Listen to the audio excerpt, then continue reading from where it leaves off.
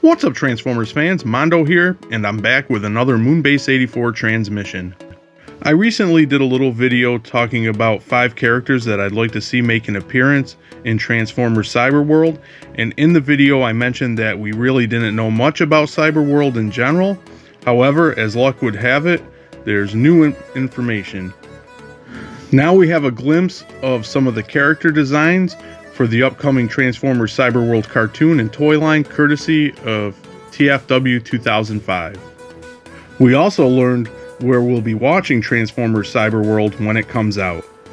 Because I'm pretty excited to see what Cyberworld is going to be all about, I figured I'd weigh in and share my thoughts on this latest information.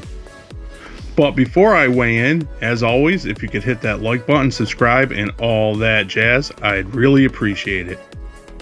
All of this info comes from a mock-up display that Hasbro is using for the Nuremberg Toy Fair in Germany on January 28th, where the Cyberworld toys will be unveiled. This display shows us designs of 4 characters that will be in Cyberworld, so I'll go through them one by one and share my thoughts. First, we have Megatron, or Mega Bull. So far, we don't know what his actual name will be in Cyberworld. Does Megatron turn into Mega Bull like he often turns into Galvatron? Who knows at this point, but because his toy is listed as Mega Bull, I'll go with that name for now. As for his design, it's cool that we now have his color scheme, which looks good. The leaked toy image only had his prototype colors. I also really like what I'm seeing of the aesthetics for the design. It's something fresh and different. For Bumblebee, it looks like he's going back to his Camaro type design. Nothing very fresh in that department. I'm not sure how to describe what we see here of his robot mode. I will say that to me, he's giving off strong, hot rod type vibes. That's due to his facial expression, which suggests that he's a young and cocky bot. We'll have to wait and see if he's going to be more like a hot rod or more like a traditional Bumblebee. The leaked listings for the Cyberworld toys had an entry for an off-road Optimus Prime, so I'm a little disappointed that his design is pretty much your standard Prime, except for the big tires on his forearms, which I don't really care for. I don't mind the piece behind his head, and it gives off vibes of his 2006 Classics toy. By the look of Prime that we see here, I'm guessing he's going to be some type of quote-unquote off-road semi-cab, which is a shame. I would have loved to have seen him as something else, like maybe an APC type of vehicle. Last but not least, we have my favorite character, Grimlock. Now, it's great that they switched him up a bit, but I'm not sure how I feel yet about going Beast Wars Megatron with his design.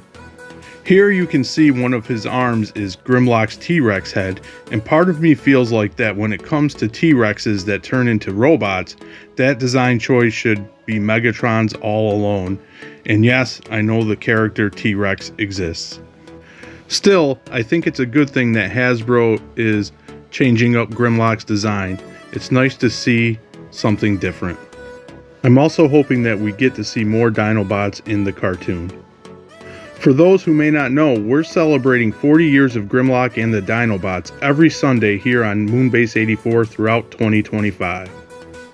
With that little shameless plug out of the way, let's talk about where we'll be able to watch Transformers Cyberworld towards the end of the year. Hasbro revealed that Transformers Cyberworld will be airing on YouTube. Like me, this surprised a lot of people, but when you think about it, it makes sense. At least as far back as the Transformers animated days, it seems like Hasbro partnered up with terrible homes for the Transformers cartoons. Cartoon Network did a terrible job with its handling of Transformers animated, which ended up with an earlier cancellation than planned. I'm still heated over that, but that's a discussion for another time. And of course, most recently, we've had Paramount and their handling of Earthspark.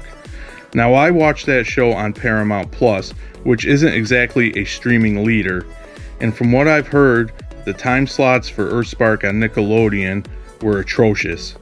This all led to a less than ideal exposure for the Earthspark cartoon. very similar to Cartoon Network's handling of animated. Putting the series on YouTube eliminates the reliance of a network partner that probably won't do the series justice, judging by history. So essentially, Hasbro cut out a middleman. Also, kids, and a lot of adults for that matter, seem to spend a ton of their watch time on YouTube, which leads to Cyberworld getting more exposure than it most likely would anywhere else. Unfortunately, Hasbro stated that there won't be any footage of the Cyberworld cartoon at the Nuremberg Toy Fair, but said it would be airing later in the year. This leads me to guess that we'll be watching in the fall. That's my thoughts on this latest round of info that we have for the Transformers Cyberworld cartoon and toy line.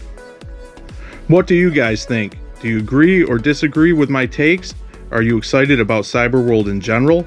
Sound off respectfully in the comments below to keep the discussion going, and as always, thanks for docking.